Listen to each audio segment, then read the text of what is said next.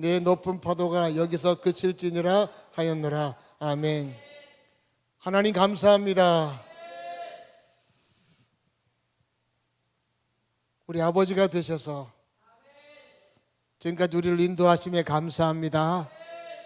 하나님, 어려움이 여러 가지 사회적으로 있지만 그런 하나님, 우리는 하나님 나라에 속한 사람들입니다. 아버지, 오늘도 그 사실을 알기에 주님 앞에 모여 우리가 예배합니다. 하나님, 예배하는 구석구석마다 하나님의 영광이 가득하길 원합니다. 이곳에 주의 영광이 가득하길 원합니다. 하나님 역사하심이 가득하길 원합니다. 주님 홀로 영광 받아 주시옵소서. 주의 말씀이 오늘도 우리 가운데 들려질 때 하나님의 마음이 잘 들려지게 하여 주시고, 이 말씀을 통하여 우리의 영이 더욱더 뜨거워지게 하시고 새로워지게 하시고 우리의 눈이 밝아지는 역사가 있게 하여 주시옵소서. 주님께 영광을 돌립니다. 예수 이름으로 기도합니다. 아멘. 한번 고백합니다. 하나님, 저 왔습니다. 하나님, 저 왔습니다.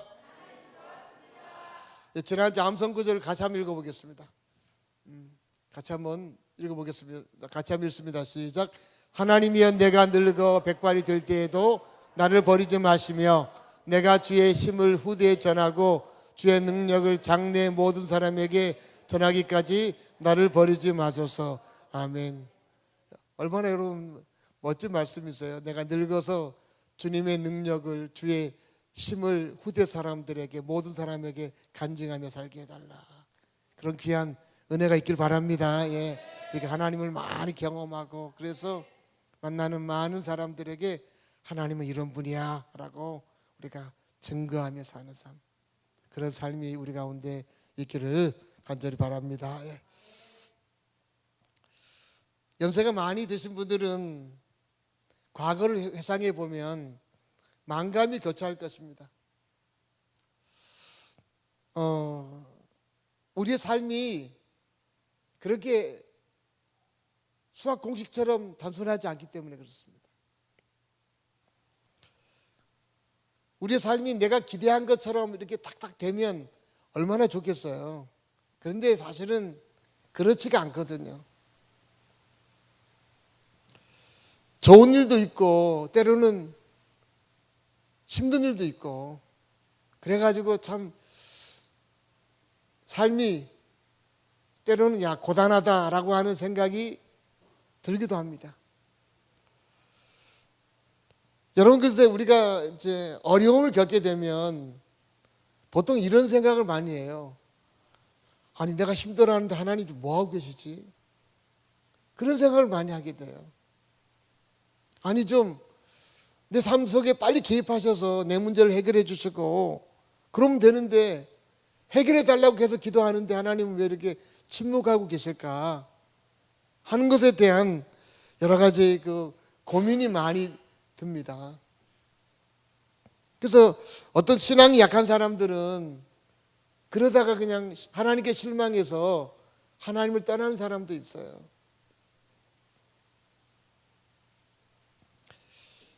여러분, 오늘 이제 우리가 욥기의 말씀을 보는데, 우리가 잘 알다시피 욥은 엄청난 고난을 겪은 사람이잖아요. 여러분, 욥이 고난을 겪으면서 갖는 고민이 두 가지예요. 첫째는 이겁니다. 뭐냐? 내가 어려움을 겪는데 하나님 뭐하고 계시는가 하는 거예요. 도대체 하나님 뭐하고 계시는가? 두 번째는 이거예요. 하나님, 내가 이렇게 벌을 받을 만한 잘못을 안 했는데 내가 이렇게 어려움을 겪는 것은 하나님이 하시는 일이 이건 옳은 것 아니지 않습니까? 이건 하나님답지 않은 행동 아닙니까? 이게 욥의 갖고 있는 고민이에요. 여러분, 이 욥이 갖고 있는 고민은 어쩌면 우리가 평생 살면서 갖는 고민들이에요. 내가 힘든데 하나님은 뭐 하고 계실까?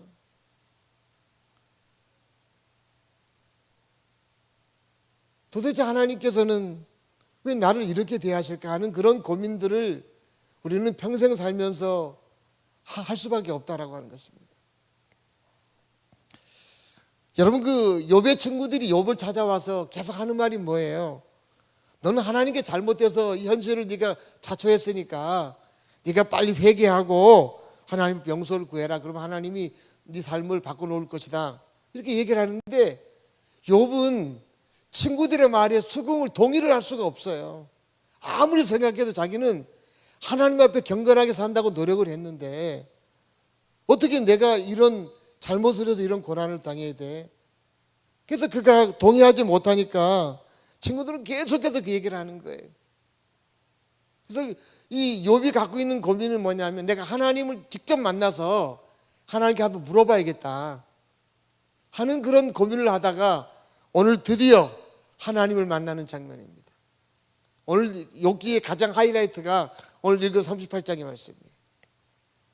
자, 우리 한번 1절의 말씀 보고 1절의 말씀. 자, 같이 한번 읽습니다. 시작. 그때 여호와께서 폭풍우 가운데서 욥에게 말씀하여 이르시되. 자, 하나님이 욥을 찾아오셨는데 어떤 가운데 찾아오셨어요? 폭풍우 가운데 찾아오셨어요. 또 6절도 볼까요? 6절, 그 밑에 6절도 같이 한번 읽습니다. 시작. 그때 여호와께서 폭풍 가운데서 욥에게 일러 말씀하시되. 여러분 보세요. 하나님께서는 얼마든지 산들 바람 가운데 찾아올 수 있어요. 그런데 의도적으로 하나님은 폭풍 가운데 찾아오셨다는 거예요. 의도적으로. 왜냐하면 욥에게 가르치고 싶으신 게 있으신 거예요.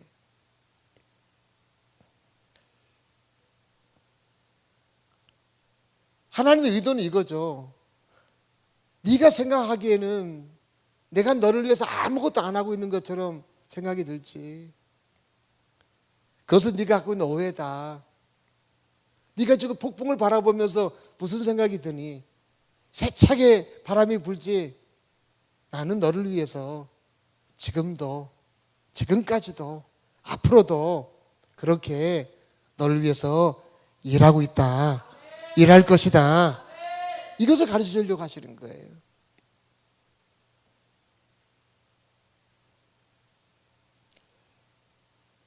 여러분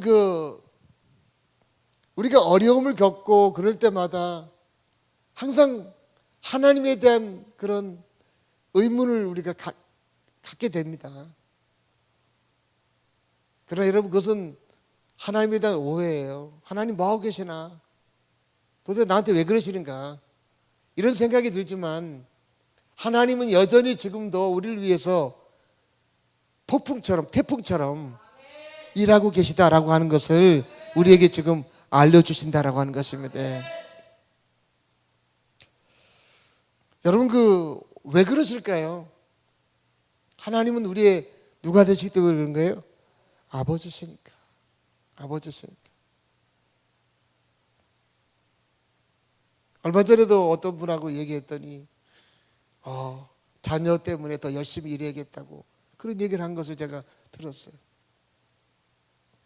이 땅의 아버지들이 자녀를 위해서 얼마나 수고합니까?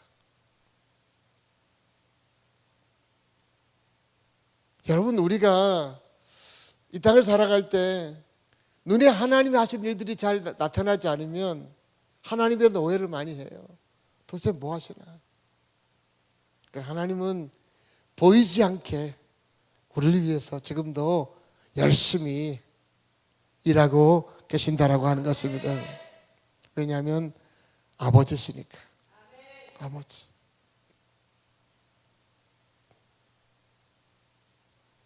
예전에 어떤 소설에 그런 게 있었어요. 나이 많은 아버지가 큰 딸내미를 키웠더니 딸내미가 아빠한테 하는 얘기가 아빠가 나한테 해준 게 뭐 있어요? 그 말에 아버지가 가출하는 그런 내용이 있어요.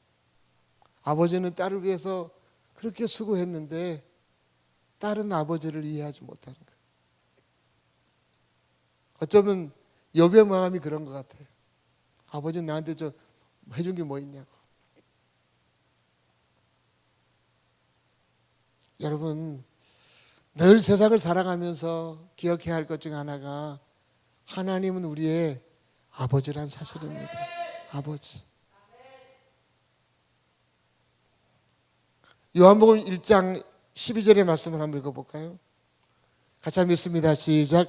영접하는 자 곧 그의 이름을 믿는 자들에게는 하나님의 자녀가 되는 권세를 주셨으니, 우리가 예수님을 나의 구원자로 영접하고 그분이 나의 구원자심을 믿는 순간에 우리가 뭐가 된다고요? 하나님의 자녀가 돼요. 여러분, 하나님의 자녀가 된다는 것은요, 그 순간부터 내 인생의 중심이 하나님이시구나 하는 것을 깨닫는 거예요.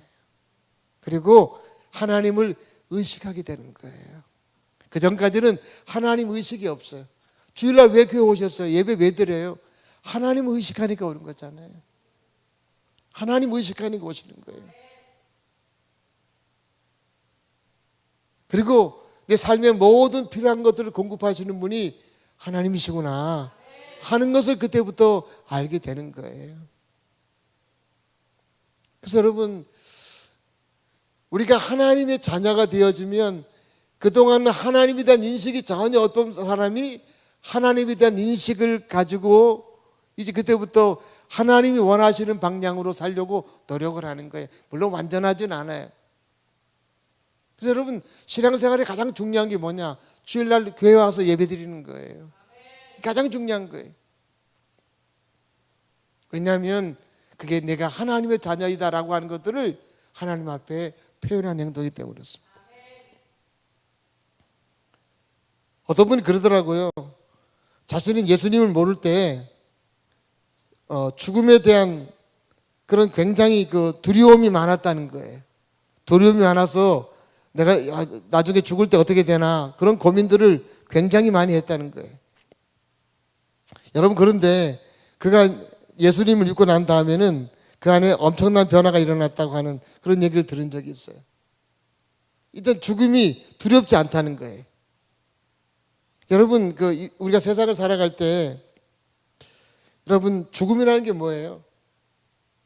이 세상에서 하나님 나라로 그냥 옮겨지는 거예요. 여러분, 그래서 이 세상에서 생명이 떠나서 하나님 나라로 옮겨지는 그 순간에 우리 안에 다가오는 가장 큰 게 뭐냐면 마음의 안도감입니다. 세상에서는 누리지 못하는 그런 안도감을 우리가 갖게 된다라고 하는 거예요. 그래서 세상에서는 불안하고 두려워하고 여러 가지 어려움들이 많이 있었지만 하나님 나라로 옮겨지는 그 순간에 내가 드디어 고향으로 왔구나, 그런 마음을 갖게 된다는 거예요. 그게 여러분, 이 땅에서 예수 믿는 사람들이 갖는 죽음이에요. 저는 저희 아버지의 죽음을 제가 병원에서 봤는데요, 저는 세상에서 살면서 그렇게 평안하게 웃는 거 처음 봤어요.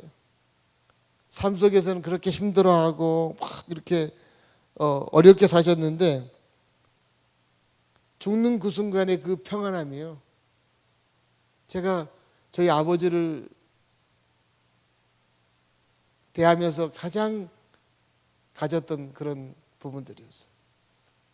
왜냐하면 내가 고향에 갔구나 하는 안도감이 오게 되고 그렇습니다.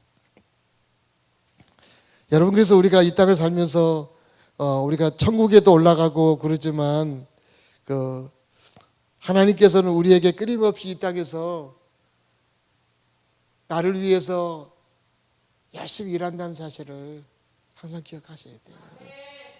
이거 놓치면요, 맨날 하나님 앞에 불만이 많게 되는 거예요. 도대체 하나님 뭐 하시는가?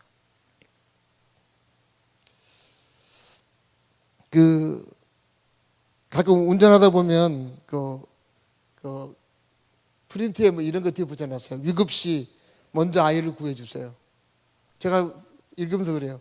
얘기 안 해도 다 구해. 제가 그런 생각한다고요. 그게 여러분 부모 마음 아닙니까? 여러분, 이 땅의 부모는 자식이 어려움을 겪을 때 속이 타들어가잖아요. 자식이 힘들어하면 부모가 잠을 못 자잖아요. 자식이 아프면 무슨 생각이 들어요? 차라리 내가 아팠으면. 그런 마음이 들잖아요. 하늘의 아버지도 마찬가지라는 거예요. 결국 우리의 고통을 구경하거나 즐기시는 하나님이 아니시다 하는 거예요. 하나님은 지금도 사랑을 가지고 우리를 보살피고 계시고 우리가 단지 그것을 느끼지 못할 뿐이에요. 여러분 야곱의 생애를 보세요. 야곱 같은 경우를 보면 야곱은 참 아버지도 속이고 형도 속이면서 축복을 인간적인 방법으로 어떻게 얻어내려고 하잖아요. 그건 그 방법이 아닌데 그러다가 형이 무서워서 도망을 치잖아요. 도망을 치면서 그가 갖고 있는 가장 큰 고민은 뭐냐면 세상에 자기 혼자 된 느낌이에요. 세상에 아무도 없구나, 나밖에 없구나. 그런 심겨움을 느꼈을 때 하나님이 그를 찾아오시잖아요. 우리 한번 창세기 28장의 말씀 보겠습니다. 자, 같이 한번 읽습니다. 시작. 내가 너와 함께 있어 내가 어디로 가든지 너를 지키며 너를 이끌어 이 땅으로 돌아오게 할지라. 내가 내게 허락한 것을 다 이루기까지 너를 떠나지 아니하리라 하신지라. 야곱이 잠이 깨어 이르되 여호와께서 과연 여기 계시거늘 내가 알지 못하였도다. 아멘. 여러분 보세요. 야곱이 세상에서 혼자라고 생각했는데 혼자가 아니었다는 사실이에요. 하나님이 함께하고 계시고 그를 돕겠다고 말씀하시니 그가 벌떡 일어나서 흥분된 마음으로 그 고백하는 거예요. 아, 하나님이 나와 함께하고 계시구나. 날 위해서 열심히 지금도 일하고 계시구나 하는 것을 그가 아는 거예요. 그때부터 마음에 자신감이 생기는 거죠.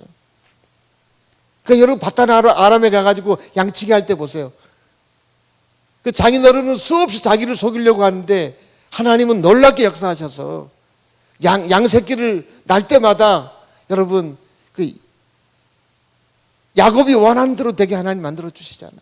그런 과학을 넘는 그런 일들을 하나님께서 야곱에게 행하시잖아요. 하나님은 야곱을 통해서 그렇게 또 일하시더라 하는 거예요. 또 그가 여러분 그 야복 나루토에서 형 에서 때문에 고민하고 그럴 때 여러분 하나님이 직접 또 찾아와서 그 문제를 해결해 주시잖아요. 여러분 야곱의 생애를 전체를 살펴보면 우리의 일생과 똑같아요. 그렇다고 해서 뭐 야곱이 잘해서 하나님이 그렇게 해주신 건 아니에요. 이유는 뭐냐? 하나님의 자녀니까. 하나님의 자녀니까.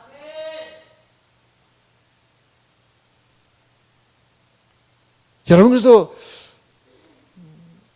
내가 뭐 잘하면 하나님이 나를 위해서 일해 주시고 나 잘못하면 하나님 일 안 하시고 그런 아버지가 아니라 아버지는 자신의 아들이신 예수님을 십자가에 매달려 죽기까지 그 사랑을 근거로 우리를 지금도 우리에게 은혜를 베풀어 주시고 우리 위해서 지금도 열심히 일하고 계신다는 것을 우리가 잘 못 느껴요.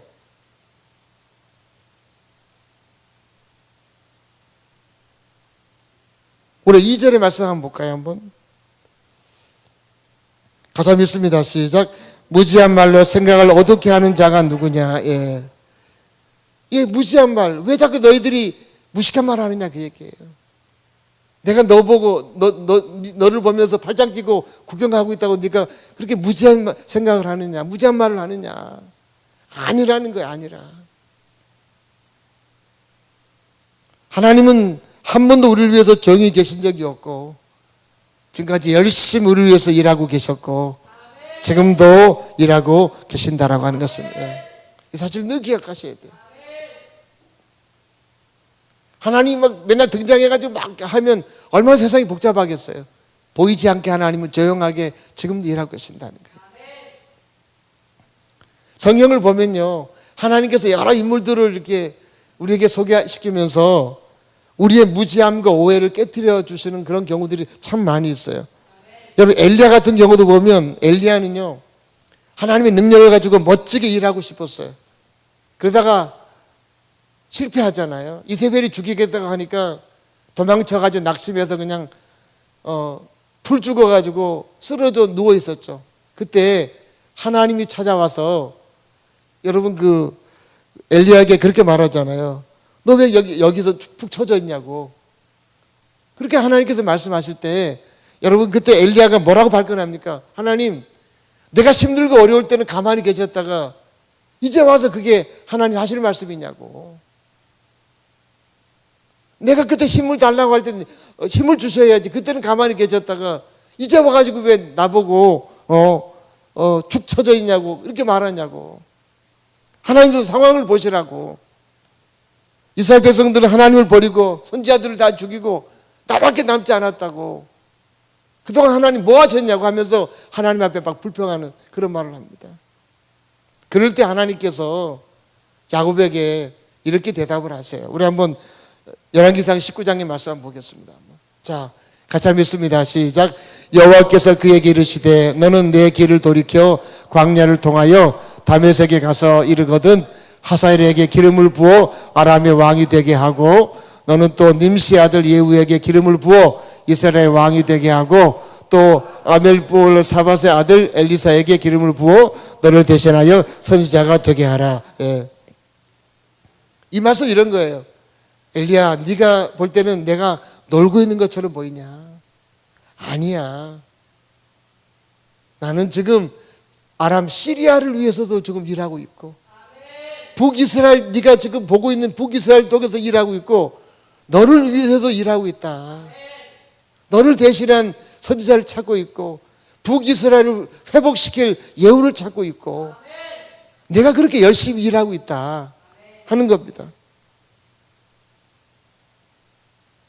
우리식으로 말하면 이런 겁니다. 네가 나를 너무 띄엄띄엄 하는구나. 나는 그런 하나님이 아니고 나는 지금도 너를 위해서 네가 생각하는 것 그 이상으로 일하고 있는 하나님이다 라고 하는 것입니다. 여러분, 우리는 우리가 원하는 대로 뭔가 되어지지 않으면 하나님 왜 그러십니까?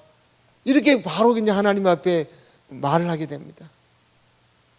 아마도 제가 볼 때는 엘리야가 이런 말씀을 듣고 나서 자신의 과거를 한번 돌아봤을 거예요. 그가 그리 시냇가에 여러분 가뭄때 숨어 있을 때 하나님께서 뭘 통해서 그를 먹이셨어요? 까마귀를 통해서. 생각해 보세요, 여러분. 까마귀에 물어다 주면 얼마나 사람이한테 먹을 양을 물어다 주겠어요. 아마도 까마귀 떼가 몰려다니면서 음식을 갖다 줬을 거예요. 그게 여러분 얼마나 장관이겠어요. 야, 어떻게 저런 일이 있을까? 그때 엘리야가 얼마나 놀랐겠어요. 야, 하나님 날 위해서 이렇게 일하시는구나. 거기서 끝나지 않았잖아요.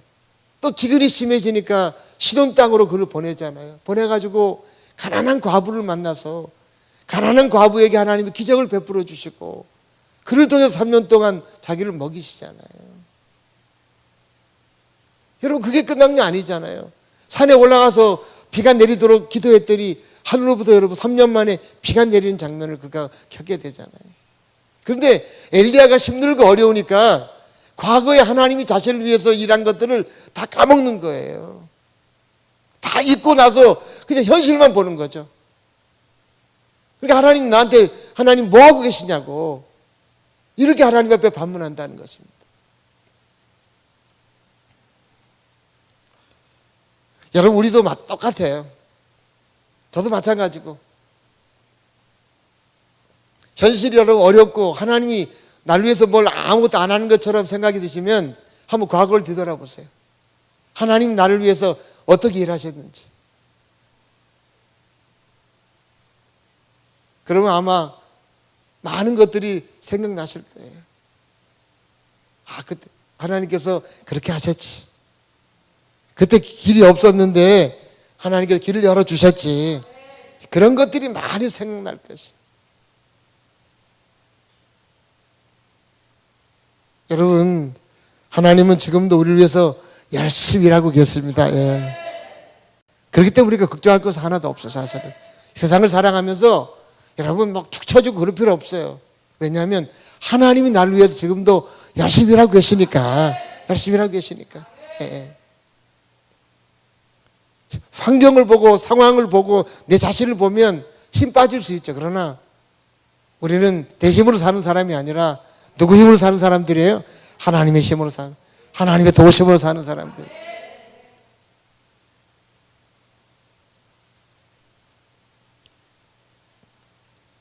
여러분, 그래서 좀 상황이 좀 어렵고 뭐 어려운 소식이 많이 들려도 그럴 필요 없어요. 사실.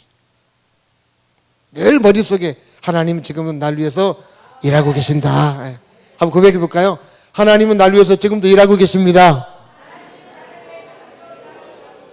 아멘. 믿습니까? 사실이에요. 사실이에요. 하나님 지금도 나를 위해서 열심히 일하고 계세요. 그게 믿음이에요. 그것을 믿는 게 믿음이에요.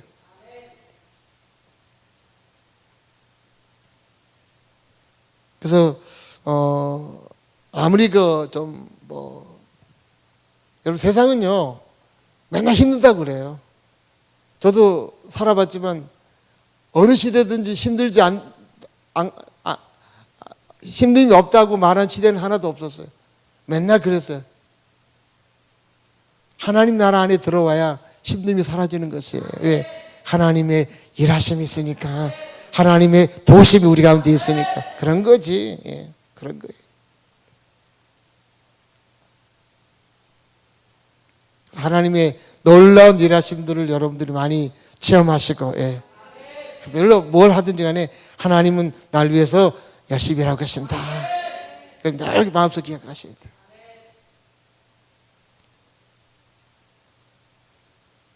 근데 여러분, 아무리 하나님 그렇게 얘기해도 안 믿어버리면 내가 힘들잖아요.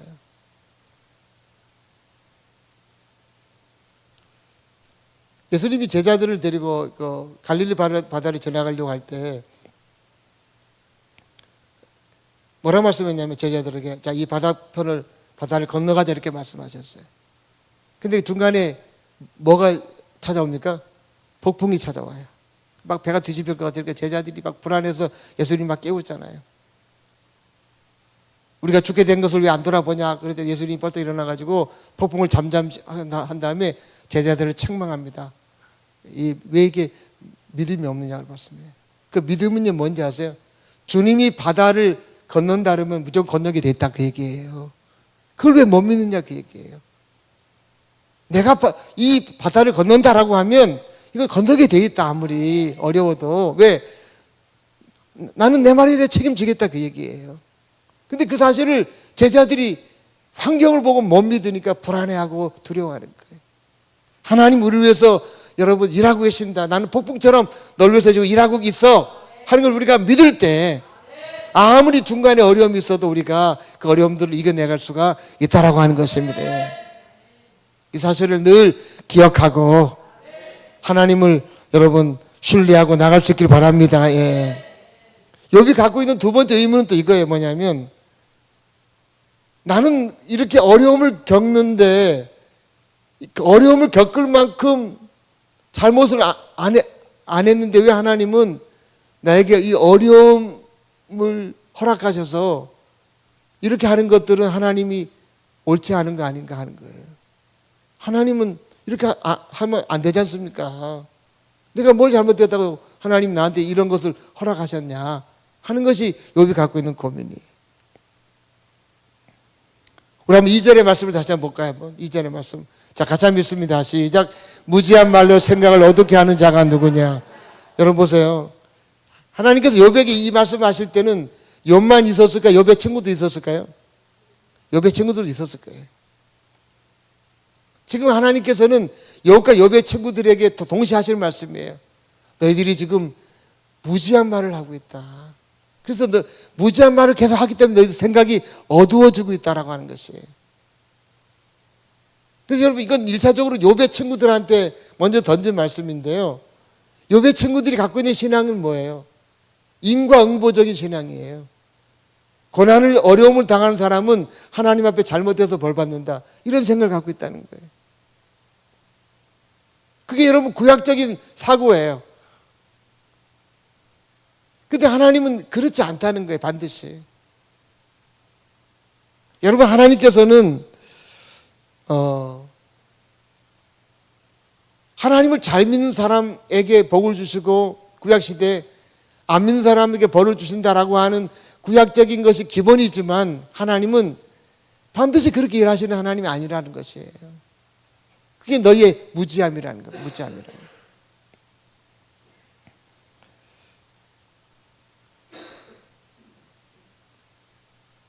이 부분 좀 더 제가 설명드리겠습니다만, 욥이 갖고 있는 부분들은 이런 겁니다. 뭐냐면 하나님께서 이렇게 일하시는 것은 옳지 않습니다. 나를 이렇게 대접하는 것은 하나님답지 않는 일하심입니다 라고 하는 부분들이. 그래서 그가 여러분 하나님께 불만을 터뜨리는데, 우리 한번 욥기 7장 20절의 말씀 볼까요? 한번. 자, 같이 한번 읽습니다. 시작. 사람을 살피시는 주님, 내가 죄를 지었다고 하여 주님께서 무슨 해라도 입으십니까? 어찌하여 나를 주님의 관역으로 삼으십니까?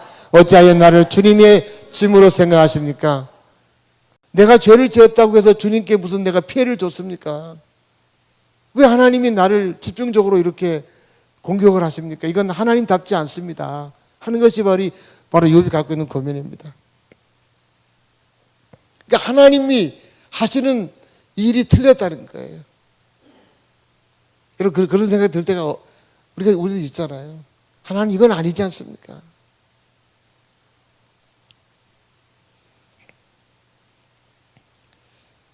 여러분 우리가 그 하나님을 섬긴다라고 할 때 하나님이 일하시면요 우리의 생각 이상으로 일하시는 분이세요.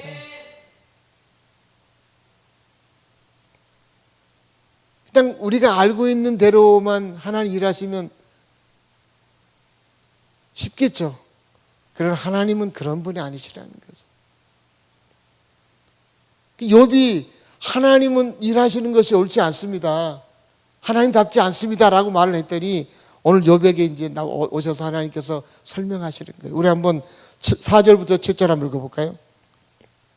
자, 세상을 창조할 때 그런 내용을 말씀하시는데 같이 한번 읽어보겠습니다. 시작. 내가 땅에 기초를 놓을 때 내가 거기 있기를 하였느냐? 내가 그처럼 많이 알면 내 무릎에 대답해 보아라. 누가 이 땅을 설계하였는지 너는 아느냐? 누가 그 위에 측량줄을 띄웠는지 너는 아느냐? 무엇이 땅을 버티는 기둥을 잡고 있느냐? 누가 땅에 주춧돌을 놓았느냐? 그날 새벽에 별들이 함께 노래하였고 천사들은 모두 기쁨으로 소리를 질렀다. 세상을 창조할 때 여러분 누가 설계를 했다고요? 하나님이 했다는 거죠. 설계가 얼마나 완벽했으면 7절 하반절에 보세요. 누가 기쁨으로 소리를 질렀어요? 천사들이 막 보고서 야 하나님 어떻게 이렇게 설계하십니까? 하면서 그들이 막 기뻐 소리 질렀다는 거예요. 이 말씀 왜 하시는 거예요? 너희의 그런 작은 지혜로 내 생각을 어떻게 너희들이 다 이해할 수 있냐 그 얘기예요. 너희들의 그 좁은 생각으로 세상을 설계한 나를 네가 다 이해할 수 있다고, 내가 일하는 방법을 다 이해할 수 있다고, 그건 아니다. 그걸 설명하시려고 하시는 거예요. 오늘 또 8절부터 11절 볼까요? 바다에 관한 부분들인데, 자 같이 한번 읽습니다. 시작. 바닷물이 땅속 모태에서 터져 나올 때 누가 문을 닫아 바다를 가두었느냐? 구름으로 바다를 덮고 흑암으로 바다를 감싼 것은 바로 나다. 바다가 넘지 못하게 금을 그어놓고 바다를 거두고 문빗장을 지른 것은 바로 나다. 여기까지 와도 된다. 그러나 더 넘어지 말아라. 도도한 물결을 여기에 멈추어라 하고 바다에게 명한 것이 바로 나다. 10절에 보세요. 아주 재미있는 표현이 있죠. 하나님이 여러분 그 물을 창조한 다음에 바다를 딱 육지에 경계를 해놓고 바다가 넘지 못하도록 10절에 뭘 그어놓으셨다고요? 금을 그어놓으셨대요. 그러고 나서 이제 문에 빗장, 마치 빗장을 지는 것처럼 해놓고 11절에 보세요. 그 바닷물에게 뭐라고 말씀했어요? 여기까지만 네가 와야 돼. 그 이상 넘어오면 안 돼. 말씀했다는 거예요. 바다에 가면 여러분 그 물이 거기까지만 오잖아요. 그걸 누가 했느냐 하는 거예요. 그 엄청난 바다의 압력을 하나님이 하셨다 그 얘기를 하는 거예요.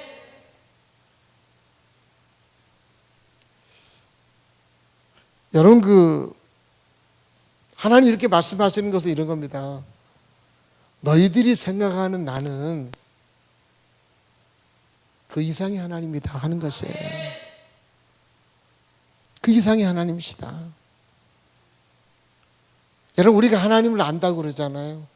하나님을 아는데 하나님을 알면 우리가 얼마나 알겠어요. 마치 여러분 그 아마존에 밀림에 간 사람이 여행을 갔어요. 한 2박 3일 정도 여행을 가가지고 밀림을 구경하고 나서 사람들에게 막 이야기를 합니다. 아, 이 밀림은 말이죠. 막 설명을 해요. 2박 3일 가서 구경한 사람과 여러분 거기서 밀림을 관리하는 사람은 밀림에 관한 얘기가 다르겠죠. 그죠? 아마 2박 3일 구경한 사람이 아마존 밀림에서 얘기를 하면 여러분 나중에 그 관리인이 이렇게 말할 겁니다. 밀림은 그 이상입니다. 우리가 갖고 있는 신앙 약점이 그거예요. 뭐냐면 내가 알고 있는 지식으로만 하나님을 가둬버린다는 거예요. 하나님이 일하시는 방법도 마찬가지예요. 내가 알고 있는 지식 안에서 하나님을 가둬버려서 더 이상 하나님을 내가 풍성히 이해를 못하는 거예요. 그러다 보니까 하나님이 하시는 것이 마음에 안 들고 어려울 수 있다는 것입니다.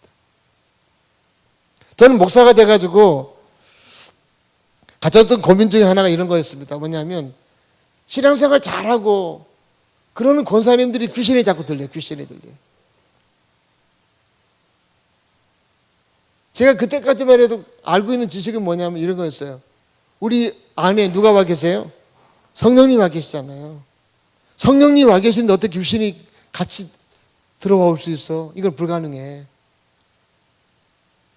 근데 문제는 불가능하다고 얘기를 하는데도 귀신이 진짜 들어가서 역사해버리니까 이게 해결이 안 되는 거였어요. 근데 제가 알고 있는 지식은 내 안에 성령이 와 계시는데 어떻게 귀신이 성령님과는 비교할 수 없는 귀신이 들어와서 같이 거주할 수 있어? 이건 말이 안 되지. 그런 것 때문에 계속 부딪히고 혼란했어요. 근데 현실 속에서는 주님을 잘 믿는 분들이 귀신에 붙잡혀서 막 삶이 힘들어지는 경우를 많이 봤잖아요. 그래서 제가 여러 목사님들에게 조언을 구했더니 목사님들도 막 여러 가지 생각이 달라요. 근데 제가 영어 성경을 보면 깨달은 것이 뭐냐면 우리는 뭐와 뭐로 되어 있다고요? 육과 혼과 뭐라고요? 영으로 되어 있어요. 우리는 보통 영혼 해가지고 붙이다 보니까 이게 문제가 생기는데 하나님의 성령은 우리 육과 혼과 영 가운데 어느 부분에 와 계시죠? 영 안에 와 계세요. 마귀는 영까지 들어올 수 있어요? 없어요? 못 들어와요. 어디까지만 들어옵니까? 혼까지, 마음과 생각까지만 들어오는 거예요. 그래서 나중에 깨달았어요. 절대로 영은 터치하지 못해. 왜? 하나님의 성령이 거주하시는 곳이니까. 근데 혼까지, 마음까지 들어와서 마음을 마귀가 막 움직여가지고 그 사람을 피폐하게 만들 수 있다는 거예요. 그것을 깨닫고 난다면은 제가 알고 있는 지식이 무지했구나 하는 것을 근거로 해서 그 다음부터는 우리 교회가 그런 사역을 할 수 있었잖아요. 외부에서 그 귀신에 들려서 붙잡혀 많은 사람들이 찾아와서 그분들을 자유케 했던 경우들이 사역들을 우리가 많이 했습니다. 여러분, 그래서 우리가 오해하면 안 되는 게 뭐냐면 내가 알고 있는 지식 가지고 하나님의 한계를 정해버리는 거예요. 지금 욥이 그러는 거잖아요. 자기가 알고 있는 수준으로서 하나님을 이해하려고 하니까 하나님이 하시는 것들이 옳지 않은 것처럼 보인다는 거예요. 하나님은 여러분 내가 알고 있는 그 이상의 하나님이심을 여러분 잘 알 수 있길 바랍니다. 예. 하나님은 그 이상의 하나님이세요. 예. 우리가 즐겨 부르는 찬양 중에 이런 찬양이 있어요. 약한 다로 강하게, 가난한 날 부하게, 눈먼 날 볼 수 있게 주 내게 행하셨다. 이 영어 가사는 이런 겁니다. 약한 자는 말해라, 나는 강하다고. 가난한 자는 말하라, 나는 부유하다고. 병든 자는 말해라, 나는 건강하다고. 이렇게 말하라는 거예요. 여러분, 약한 사람은 그렇게 말하고 다니라는 거예요. 나는 강하다, 나는 부유하다, 나는 건강하다. 여러분, 이 세 가지를 누가 이루신 거예요? 예수님이 십자가에서 이루신 사건 아닙니까? 예수님이 십자가에 이루신 사실이에요. 근데 여러분, 이 사실을 가지고 아무리 얘기를 해도 사람들이 무지하면 이것을 여러분 믿지를 못하는 거예요. 자신의 어떤 지식의 한계를 딱 긋어놓고 내가 아픈데 내가 무슨 건강해, 내가 가난한데 내가 무슨 부유한 사람이야, 내 몸이 약한데 내가 무슨 강한 사람이야, 이렇게 해서 믿지는 못하는 거예요. 근데 여러분, 그런 것이다라고 하는 거예요. 내가 갖고 있는 지식을 가지고 자꾸 하나님의 한계를 정하는 경우들이 너무나 많다는 것입니다. 여러분, 하나님께서는 우리가 알고 있는 수준 이상으로 일하시는 하나님이시라는 사실을 언제나 기억하셔야 돼. 여러분, 그래서 내가 생각하는 방법으로만 하나님 일하는 건 아니에요. 그래서 여러분, 하나님 일하심을 내가 생각하는 틀 속에 가두어 버리면 삶의 혼란이 계속 오는 거죠. 왜 하나님은 나한테 이렇게 하실까? 이건 옳지 않으신데. 우리 한번 시편 105편 16절부터 한번 읽어볼까요? 한번. 자, 큰 소리로 같이 한번 읽습니다. 시작. 그가 또 그 땅에 기근이 들게 하사 그들이 의지하고 있는 양식을 다 끊으셨도다. 그가 한 사람을 앞서 보내셨으며 요셉이 종에 팔렸도다. 그의 발을 착고를 차고 그의 몸은 쇠사슬에 매였으니 그 여호와의 말씀이 응할 때까지라 그의 말씀이 그를 단련하였도다. 아멘. 누구에 관한 이야기입니까? 요셉에 관한 얘기예요. 요셉이 애굽의 종으로 팔렸어요. 잘못해서 팔렸습니까? 하나님의 계획 속에 팔렸습니까? 하나님의 계획 속에. 근데 보통 사람은 뭐라고 생각할까요? 잘못돼서 저기 벌 받는다 생각한다는 거예요. 결국은 그의 삶이 얼마나, 18절에 얼마나 끔찍해요. 발에는 착고를 차고 쇠사슬에 묶여 있어요. 그럴 때 여러분, 요셉이 뭐라고 반응했을까요? 할렐루야 했을까요? 아니에요. 욥처럼 똑같이 했어요. 하나님, 이건 옳은 방법이 아니지 않냐고. 내가 뭘 잘못했다고 내가 이런 어려움을 겪냐고. 그는 처음에 굉장히 많이 아우성쳤을 거예요. 그런데 결국은 뭐냐면 여호와의 말씀이 응할 때까지 그 일들을 하나님이 진행하셨다는 거예요. 무슨 말씀이냐면 이런 상황은 요셉을 향하여 저주가 아니라 요셉을 향한 축복의 과정이었다라고 하는 것입니다. 나중에 요셉이, 여러분, 요셉 때문에 하나님의 계획이 이루어지잖아요. 야곱의 자손들이 애굽에 들어가서 하나님이 약속하셨던 그 계획을 성취해 나가시잖아요. 여러분, 그래서 결국은 요셉이 나중에 이 과정이 내가 잘못 생각했구나, 하나님의 일하심은 내 생각 이상이구나 하는 것을 그가 나중에 깨닫게 되는 거예요. 우리 한번 창세기 45장 5절의 말씀을 보겠습니다. 자, 같이 한번 읽습니다. 시작. 당신들이 나를 이곳에 팔았다고 해서 근심하지 마소서, 한탄하지 마소서. 하나님의 생명을 구원하시려고 나를 당신들보다 먼저 보냈었나이다. 아멘. 여러분, 그래서 우리가 세상을 살다 보면 하나님 일하심이 마음에 안 들 수도 있어요.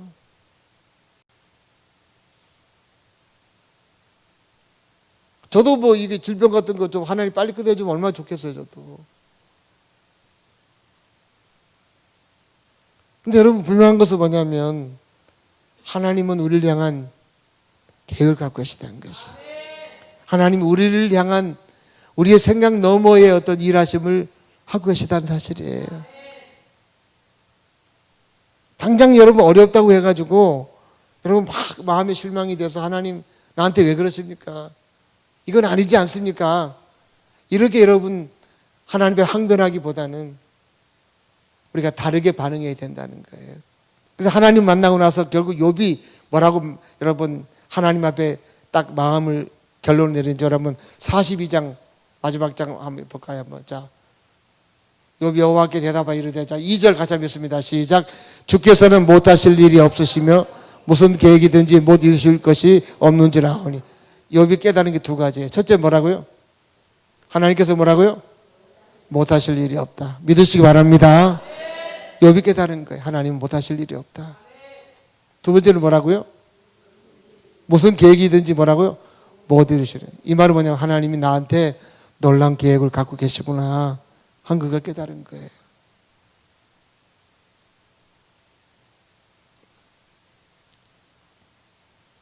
여러분, 하나님은 전능하신 분이세요. 전능하심으로 지금도 우리를 위해서 열심히 일하고 계신 분이시다는 것이. 이 사실을 늘 기억하셔야 돼요. 그리고 하나님 우리를 향한 좋은 계획들을 가지고 지금도 일하고 계세요. 눈에 보이지 않고 때로는 하나님 일하시는 분들이 내 생각과 좀 달라 보여도 하나님은 여전히 나를 향한 좋은 계획을 갖고 계시고 지금 나를 위해서 열심히 역사하고 계신다는 것입니다. 욥이 이 사실을 깨닫고 나서는 마음의 평강이 온 거예요. 우리 하나님 멋지잖아요, 그렇죠? 예, 멋지신 분이시죠. 그래서 여러분 욥이 이 사실을 알고 얼굴이 환하게 펴지고 평강이 임하게 됩니다. 소망이 가득하게 되죠. 그럼 그렇지, 하나님 어떤 분이신데 나를 이래도 두시겠어 하면서 그가 그런 생각을 하게 되고 결국은 그 인생이 해피엔딩으로 진행되잖아요. 여러분 우리를 향한 하나님의 생각과 마음과 계획을 잘 하셔야 돼요. 우리 한번 예레미야 29장 11절의 말씀 볼까요? 11 같이 한번 읽어볼까요? 시작. 너희를 두고 계획하고 있는 일들은 오직 나만이 알고 있다. 내가 너희를 두고 계획하고 있는 일들은 재앙이 아니라 번영이다. 너희에게 미래에 대하여 희망을 주려는 것이다. 나 주의 말이니라.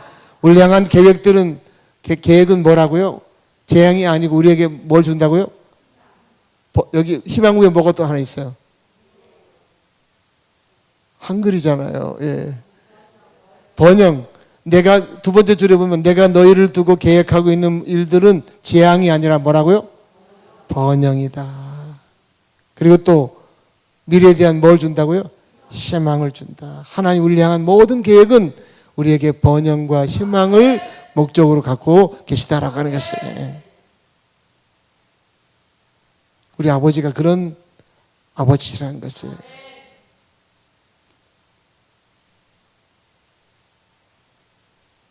그래서 내가 생각한 것처럼 잘 안 돼도 하나님이 하나님 되심을 늘 믿으시기 바랍니다. 예. 저도 그 생각 많이 해요. 하나님 내 계획대로는 벌써 병이 고쳐서야 되는데 왜 이게 아직 안 될까? 하나님이 뭔가 좋은 계획을 갖고 계시구나. 그 생각을 많이 하고 살아요. 이번에도 병원에 갔더니 어떤 30대 청년이 위암에 걸려가지고 막 축 처져 있더래. 여러 가지 위로하고 했더니 이 친구가 눈물을 글썽거리면서 목사님 힘을 많이 얻고 제가 꼭 교회를 잘 나가겠습니다. 이것 때문에 계속 병원에 보내시나 그런 생각도 들고요.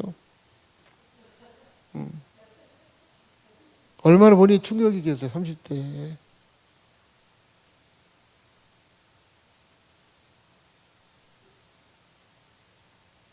그 속으로는 하나님 그래도 안 오고 싶습니다.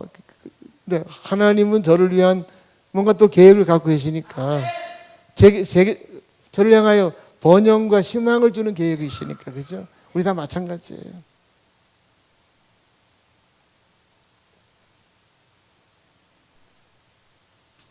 오늘 그 3절의 말씀 한번 보세요. 이게 결론인데요. 3절의 말씀. 자, 가사 믿습니다. 시작. 너는 대장부처럼 허리를 묶고 내가 내게 묻는 것을 대답할지니라. 하나님이 욥에게 뭐처럼 하라고요? 대장부처럼. 여러분 이게 무슨 말이에요? 하나님은 축 처져 하나님을 잘 몰라서 문제에 눌리고 상황에 눌려있는 축 처져 있는 욥을 보면 안타까우신 거예요. 여러분 부모가 자식 볼 때 축 처져 있으면 어때요? 너무 힘들잖아요. 야 어깨 펴! 거기 들어! 그러잖아요 부모가. 왜 이렇게 힘이 없어? 좀 힘차게 지내야지. 지금 하나님 그렇게 하시는 거예요. 내가 있지 않냐? 내가 있지 않냐? 내가 너를 위해서 열심히 일하고 있지 않냐? 널 위해서 좋은 계획을 내가 지금 진행하고 있지 않냐? 근데 왜 네가 이렇게 축 처져 있냐는 거예요. 대장부처럼 어깨에 힘 피고 고개를 빳빳이 들고 희망에 가득한 얼굴을 가지고 그렇게 네가 살아야 되지 않아. 이게 하나님께 하실 말씀이에요.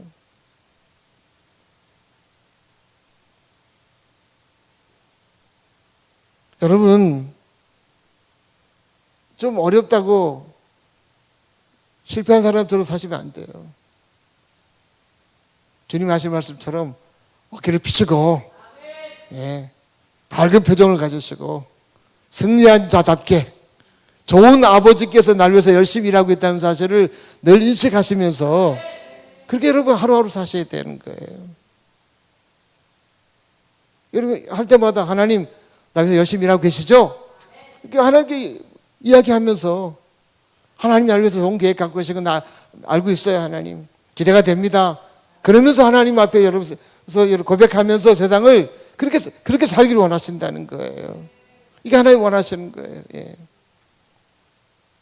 하나님이 자녀라는 게 그게 여러분 그게 특권 아닙니까? 어딜 가든지 여러분 아주 당당하게 사셔야 돼요.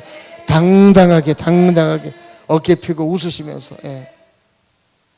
우리가 아버지가 계시니까. 예. 무슨 일을 하든지 당당하셔야 돼요. 무슨 일을 하시든지.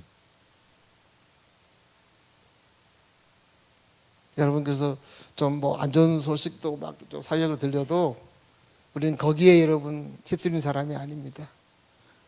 우리의 모든 것은 하나님께 달렸기 때문에 하나님께 집중하시고 그래서 여러분 한 주 동안도 세상의 모든 것을 가진 자처럼 사셔야 돼요.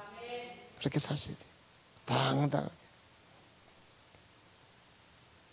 그게 하나님 원하시는 겁니다. 그래서 우리 모든 하나님의 사람들이 하나님에 대한 그 무지함과 오해에서 벗어나서 하나님이 얼마나 멋지고 좋은 분이신가를 늘 이 안에 여러분 확인하시면서 하루하루를 기쁘고 여러분 즐겁게 당당하게 그렇게 살 수 있기를 간절히 바랍니다. 하나님 감사합니다. 멋진 아버지가 계셔서 우리는 너무 좋습니다. 세상에 아무리 아버지 안 좋은 소리가 들려도 우리는 하늘의 아버지의 도움을 받고 사는 사람들이기에 매일매일을 대장부처럼 그렇게 하나님 살기를 원합니다. 한 사람도 하나님 처지지 않게 하시고 멋진 하나님을 늘 소망하면서 그렇게 하루하루를 살게 하여 주시옵소서. 예수님 이름으로 기도합니다. 아멘.